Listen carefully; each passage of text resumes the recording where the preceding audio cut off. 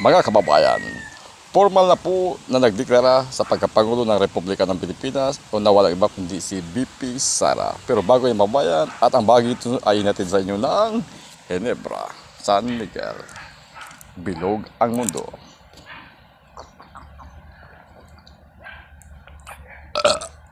Wow, I like this. Ginebra, advance na ako. Magparamdam po kayo.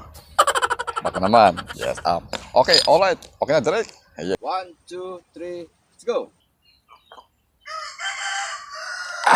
Wow, I like this. Mga kababayan, tandaan po natin.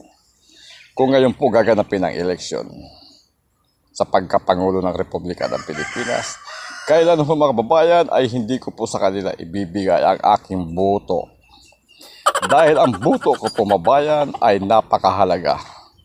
At nag-iisa lamang po aking boto at ito po ay ibibigay ko po ang aking boto kundi sa asawa ko lamang po mga kababayan.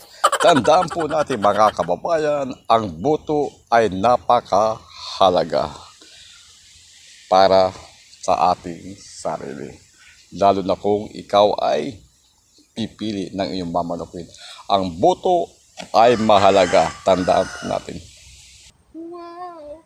Yan ang gusto ko sa mister ko na wala iba si boy acting na talagang ang kanyang boto ay sa akin lang. Bullshit ka!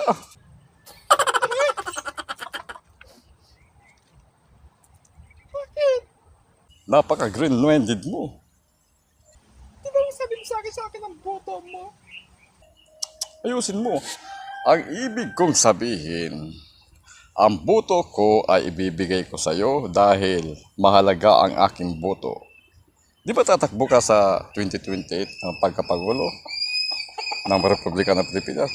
Doon ko ibibigay sa iyo ang aking boto. Alam mo, maibigay ko sa kanya ang boto ko, hindi magtatampo ko sa akin, di ba? Ganun ho, babayan, ang boto ang boto ko po, ang mga babayan ay para sa asawa ko lamang po. Wala lang iba. Thank you, magandang araw, magandang gabi, magandang hapon sa mampaling kayo ng mundo. Ang inyong lingkod ay si Boy Acting na professional political vloggers. Bye-bye, adios patria dorada, see you de amor.